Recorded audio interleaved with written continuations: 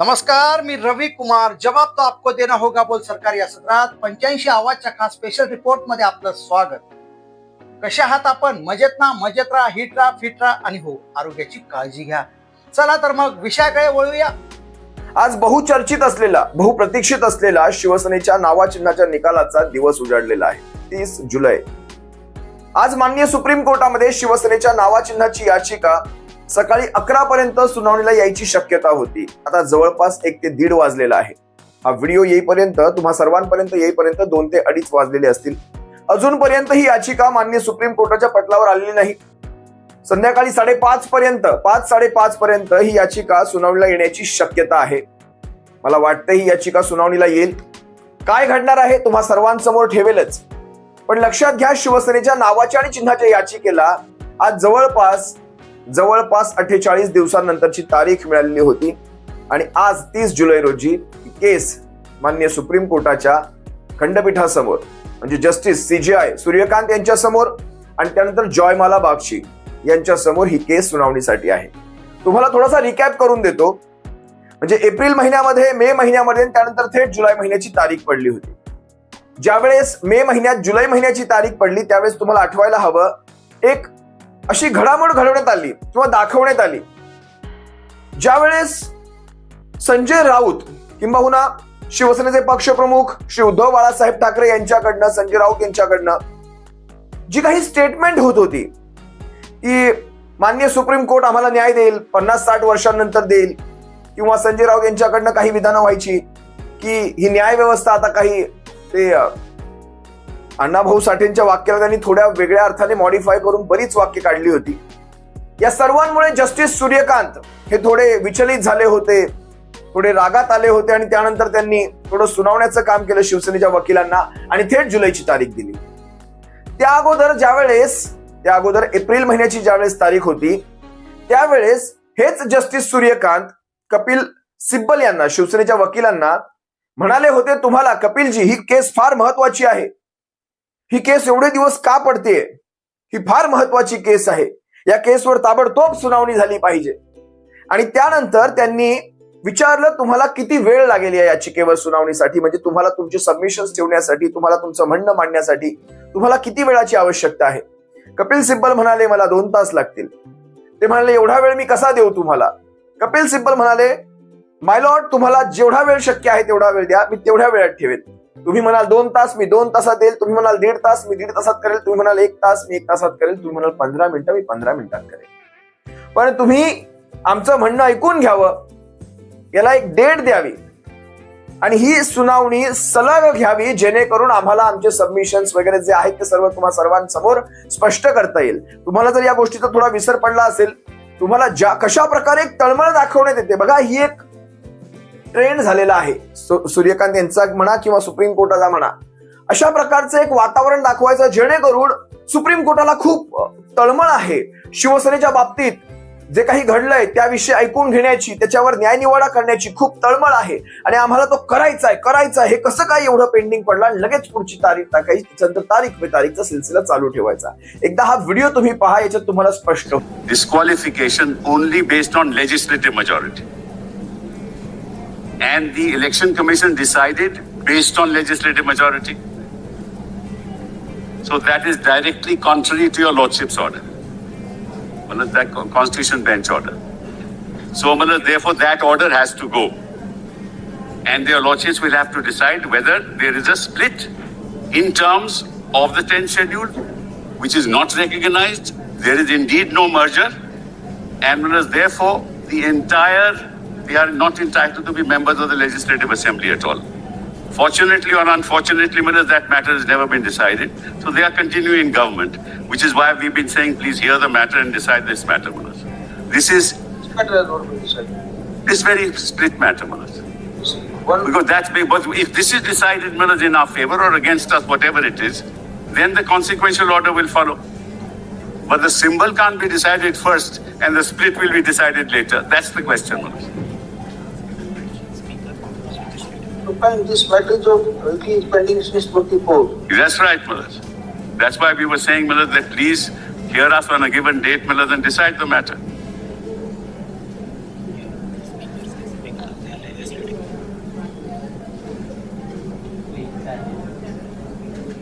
majority they are the party. How can the speaker say that? So therefore, let us start systematically.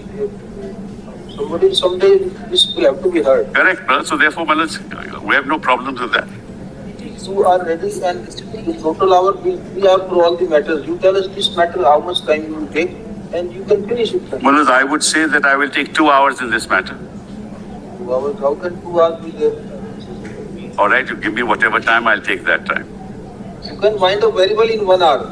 All right, 1 hour. All right, well, all right. Your lordship says so. I'll wind up in 1 hour. I've never extended. With the star arguments, main. Well, we have filed our written submissions, but it's quite frank. Supplement them to Yes. the detailed note. No issue, Mother. I'll finish it in 1 hour. It's not really a very complicated matter. If you want today, we will grant you. Today, if you want on some other date, we will fix it. Whatever way you want. It's up to your lordship, Mother. Up to your lordship. If your lordship, I can start today, except that they will take time. Then there's no point, Mother. Your lordship is sitting in constitutional bench. I can start today.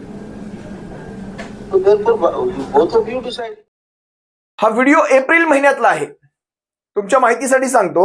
आणि त्यानंतर आतापर्यंत आज 30 जुलै, आज सुनावणी आहे. आतापर्यंत तारीख पे तारीख 2 पडल्या, म्हणजे ही 30 जुलै ही दुसरी तारीख. त्यानंतर मे ची पडली होती आणि त्यानंतर ही 30 जुलैची तारीख पडली. आता आज ज्यावेळेस पत्रकारांनी संजय राऊत साहेबांना ज्यावेळेस छेडलं या विषयाला घेऊन, संजय राऊत साहेबांचं पहिलंच स्टेटमेंट अतिशय, म्हणजे आता हे जर सीजेआय यांनी ऐकलं तर मला वाटत नाही वर्षभर कुठली तारीख देतील.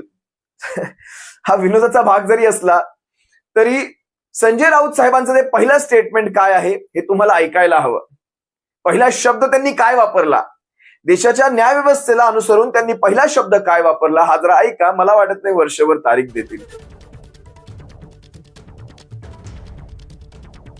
बघू आता कॉक्रोच जनता पार्टीचे मुख्य संस्थापक काय निर्णय घेत आहेत. पाहू, कायद्यानुसार जर निर्णय झाला, निकाल लागला, अँटी डिफेक्शन लॉमधलं जे 10th शेड्यूल आहे त्याचं पालन, त्या संविधानाचं पालन जर न्यायालयानं केलं, 3 वर्षाच्या आधीच करायला पाहिजे होतं, तर 100% एकनाथ शिंदे यांच्याबरोबर गेलेला प्रत्येक माणूस डिस्क्वालिफाय ठरेल. हा सगळ्यात मोठा राजकीय घोटाळा निवडणूक आयोग, विधानसभा अध्यक्ष आणि सुप्रीम कोर्ट यांनी मिळून केलेला घोटाळा आहे. आणि आम्हाला खात्री आहे की याच्यावर त्यांना कायद्याच्या कलमानुसारच 10th शेड्यूल नुसारच निर्णय घ्यावा लागेल. कॉक्रोच जनता पार्टीचे संस्थापकीय अध्यक्ष, प्रथम संस्थापक असा जो उल्लेख केला त्यांनी सीजेआय यांचा, तो पाहिल्यानंतर मला वाटत नाही वर्षभर सीजेआय तारीख देतील म्हणून. पुढे त्यांनी हेही म्हटलंय, तुम्ही ऐकलं असाल, हा सर्वात मोठा राजकीय घोटाळा आहे. म्हणजे विधानसभा अध्यक्ष असतील, इलेक्शन कमिशन असेल, त्यानंतर न्याय व्यवस्था असेल, या सर्वांनी संगनमताने केलेला हा सर्वात मोठा राजकीय घोटाळा आहे. एवढे खडे बोल सुनावल्यानंतर सुद्धा थोडी तरी जनाची मनाची यायला हवी आणि त्यातून कमीत कमी या सर्वावर निवाडा व्हायला हवा. आज हा निवाडा फक्त शिवसेनेचा राहिलेला नाही, हा देशाच्या लोकशाहीचा निवाडा होऊन बसलेला आहे, न्यायव्यवस्थेच्या विश्वासार्हतेचा निवाडा होऊन बसलेला आहे. आणि देशाच्या लोकशाहीचा यासाठी म्हणतो कारण शिवसेनेच्या बाबतीत जर योग्य वेळेत न्याय घडला असता तर राष्ट्रवादी काँग्रेस पक्ष, तर आम आदमी काँग्रेस पक्ष, तर तृणमूल काँग्रेस पक्ष हे फुटले नसते. त्यानंतर समाजवादी पक्ष, डीएमके पक्ष आणि उत्तरेतल्या जम्मू काश्मीर मधल्या जम्मू काश्मीर नॅशनल कॉन्फरन्स सारख्या मुस्लिम पक्षालाही फुटाफुटीच्या त्या गोष्टींना सामोरं जावं लागलं नसतं. लक्षात घ्या, त्यांच्यामध्ये आता त्या वावड्या उठू लागलेल्या आहेत. शिवसेनेच्या बाबतीत झालेल्या न्यायाच्या दिरंगाईमुळे आज लोकशाही खतऱ्यामध्ये आलेली आहे. आणि अशा केसेसवर न्यायाधीशांना जर वेळ नसेल, न्यायाधीशांना जर याचं गांभीर्य कळत नसेल, तर न्यायाधीशांना नेमक्या कुठल्या केसेस महत्वाच्या वाटतात, कुत्र्या मांजरांच्या,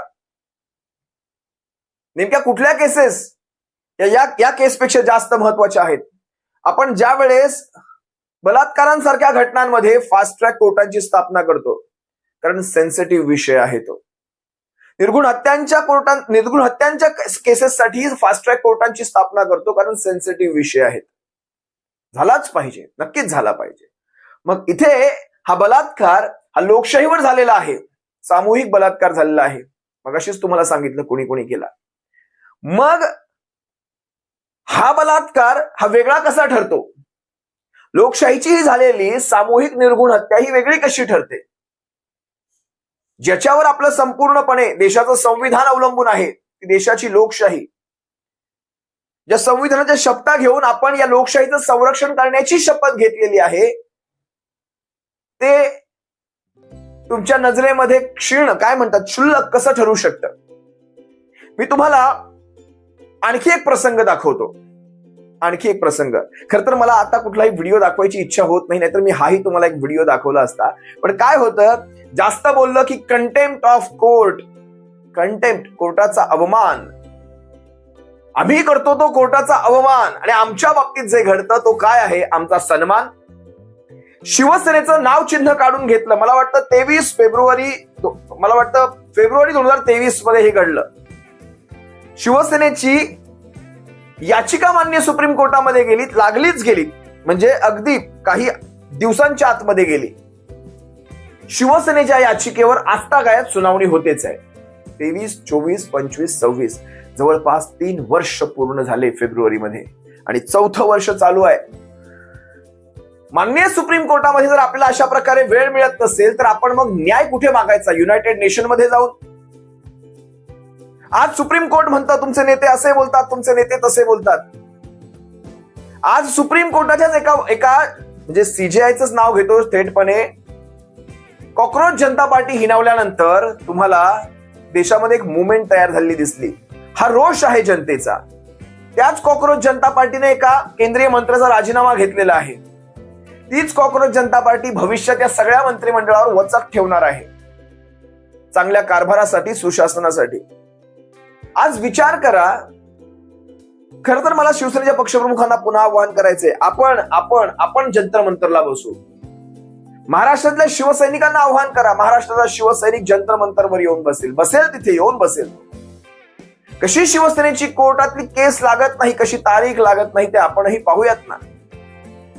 आपण स्वतःसाठी नाही बसत आहोत, आपण देशाच्या लोकशाहीसाठी बसतोय. हे वातावरण देशभर जाऊ द्या. बघा, देश साथ देईल. देशामध्ये ती निगेटिव्हिटी आज आलेली आहे, या सरकारच्या विरोधात, या न्याय व्यवस्थांच्या विरोधात आलेली आहे.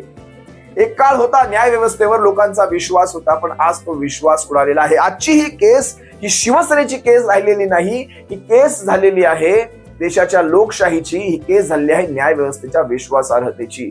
आज देशाची न्याय व्यवस्था आपली स्वतःची विश्वासार्हता किती ठेवते याच्यावर आता सारं अवलंबून आहे. न्यायदेवता न्यायाप्रमाणे वागली, न्यायदेवता न्यायाप्रमाणे वागली तर शिवसेनेच्या बाजूने न्याय होणार हे निश्चित आहे, निश्चित. मी तुम्हाला काही गोष्टी आणखी सांगतो. बघा, शिवसेनेचं नाव आणि चिन्ह, मुळात एक गोष्ट लक्षात घ्या, हे कशाच्या आधारावर ठरवायचं होतं याच्यासाठी काही नियम घालून दिले होते जस्टिस डी.वाय. चंद्रचूड यांच्या त्या खंडपीठाने. याच्यासाठी ट्रिपल टेस्ट ठरवून दिली होती. ती ट्रिपल टेस्ट होती, त्रिसूत्री काय सांगितली होती? राजकीय पक्ष, त्यानंतर लेजिस्लेचर पार्टी, विधिमंडळ पक्ष, आणि त्यानंतर पक्षाची घटना. या 3 गोष्टी होत्या. राजकीय पक्ष, जो पक्ष मूळ पक्ष असतो तो असतो राजकीय पक्ष. विधिमंडळ पक्ष, निवडून आलेले आमदार असतील, निवडून आलेले खासदार असतील, तो विधिमंडळ पक्ष झाला. आणि त्यानंतर पक्षाची घटना, जी पक्षाची घटना ज्या निवडणूक आयोगाच्या नियमाप्रमाणे, कायद्याप्रमाणे प्रत्येक पक्षाला आपली घटना असते. घटनेमध्ये आपल्या पक्षाचं स्वरूप कसं असणार, आपल्या पक्षाची संरचना कशी असणार, त्याचं एकदम अगदी लिखित स्वरूपातलं ते सबमिशन असतं माननीय निवडणूक आयोगाकडे. त्या सर्व गोष्टींची पडताळणी करून तुम्हाला इलेक्शन कमिशन ऑफ इंडियाला पक्ष चिन्ह आणि पक्षाचं नाव देऊ करायचं होतं. यांनी काय केलं, घटनेमध्ये काही अमेंडमेंट झाल्या, त्या आम्हाला सांगितल्या नाही, याचा आधार घेतला, पण ते सर्वस्वी खोटं होतं. त्याच्यावरच आपली याचिका सुप्रीम कोर्टात आहे. ती याचिका सुनावणीसाठी नाही. पक्षाची घटना बाजूला गेली, पक्ष मूळ राजकीय पक्ष हाही बाजूला केला. जेव्हा आपल्या जवळपास मला वाटतं 35 ते 36 लाख ऍफिडेव्हिट 100 रुपयांच्या स्टॅम्प पेपरवर आपण तिथे जमा केले होते, त्याच्या विरुद्ध एकनाथ शिंदेकडनं 3 लाख सुद्धा ऍफिडेव्हिट आले नव्हते. अशा परिस्थितीत सुद्धा ते सारं इग्नोर केलं गेलं, दुर्लक्ष केलं गेलं. फक्त राजकीय पक्ष पाहिला गेला, माफ करा, विधिमंडळ पक्ष पाहिला गेला, ज्याच्यामध्ये एकनाथ शिंदेकडे आमदार सर्वात जास्त होते. त्याच्या आधारावर थेट पक्ष देऊ केला. माझं खरं तर इलेक्शन कमिशन कुठला स्वायत्त राहिला, तोही शेवटी केंद्राचीच संस्था झाली. मी चांगला शब्द वापरला. मी तो बटीक वगैरे शब्द माझ्या मनात आला होता, पण मी बोललो नाही. मला वापरायचा होता, पण मी वापरला नाही तो बटीक वगैरे शब्द. मी चांगले शब्द वापरतो. आता विचार करा, या इलेक्शन कमिशन ऑफ इंडियाने, म्हणजे बघा, ठीक आहे, इलेक्शन कमिशन ऑफ इंडियाने दिला तो द्यायचा त्यांचा जो निर्णय झाला, त्याच्या विरोधात आपण सर्वोच्च न्यायालयात गेलो, जे सर्वोच्च ठिकाणी आहे, तिथे आपण अंतिम न्याय मागू शकतो. सर्वोच्च न्यायालयाने कसं वागावं हे सांगण्या इतपत आपण मोठे नाही, पण कमीत कमी न्याय हा होताना दिसला सुद्धा पाहिजे. किंबहुना न्यायामध्ये दिरंगाई होत असेल तर त्या मधल्या वेळेमध्ये आपण दोघेही स्वतःवर अन्याय वाटून घेणार नाही, अशा परिस्थितीत दोघांनाही आणून ठेवावं आणि न्याय होईल तेव्हा होईल. आज शिवसेनेचं धनुष्य चिन्ह, शिवसेना हे 4 मूळ अक्षरी नाव, जे मूळ अक्षर आहे शिवसेना ही 4 अक्षरी, हे गोठवून ठेवा. तोपर्यंत ठेवा जोपर्यंत तुमचा निवाडा होत नाही. मग तुम्ही 50 वर्ष घ्या, 60 वर्ष घ्या, किंबहुना 100 वर्ष घ्या, आम्हाला हरकत नाही. पण या सगळ्यामध्ये तुम्ही समोरच्याला फायदा पोहोचवता, समोरच्याचा फायदा होतोय. शिवसेना उद्धव बाळासाहेब ठाकरे हे नवं नाव घेऊन चालली. शिवसेनेचं चिन्ह गेलं, शिवसेनेने मशाल हे चिन्ह घेतलं. शिवसेनेने सगळ्या गोष्टी सोडल्या. त्यानंतर सुद्धा नव्या चिन्हावर शिवसेनेने अवघ्या 15-20 दिवस अगोदर मिळालेल्या चिन्हामध्ये शिवसेनेने ज्यावेळेस 9 ते 10 खासदार निवडून आणले, ते खासदार सुद्धा पळवले. याच्यापेक्षा बेशर्मीची गोष्ट काय असेल कुठल्या न्यायव्यवस्थेसमोर? आम्ही तुमच्या दरबारात आमचं माथा आपटू, आम्ही आमचं डोकं आपटून डोकं फोडून रक्त सांडून आम्ही न्याय मागतोय की आम्हाला ही केस का गरजेची आहे, तातडीने सुनावणी का गरजेची आहे. आमचे नवीन निवडून आलेले, आमच्या चिन्हावर निवडून आलेले खासदार सुद्धा फोडले. अजून तुम्हाला एखाद्या केसचं गांभीर्य करण्यासाठी कोणती गोष्ट घडणं अपेक्षित आहे तुमच्या नजरेतून? साधा प्रश्न आहे आणि हा प्रश्न माझा नाही, हा सर्व महाराष्ट्रातली जनता विचारते. जगभरात बसलेले मराठी नागरिक विचारतायत. फक्त महाराष्ट्रात नाही, देशातमध्ये जे मराठी माणसं आहेत, जगभरात जी मराठी माणसं आहेत, अगदी US अमेरिकेपासून, नेदरलँड पासून, युरोपापासून, ऑस्ट्रेलियापासून सगळेच्या सगळे विचारतायत. शिवसेनेची याचिका ही फक्त काही एका पक्षाची याचिका नाही, ती महाराष्ट्राच्या स्वाभिमानाची याचिका होऊन बसलेली आहे. ते म्हणतात आम्ही आमच्या पद्धतीने तुमचा दबाव टाकू नका, आम्ही आमच्या पद्धतीने या केसचा निकाल लावू.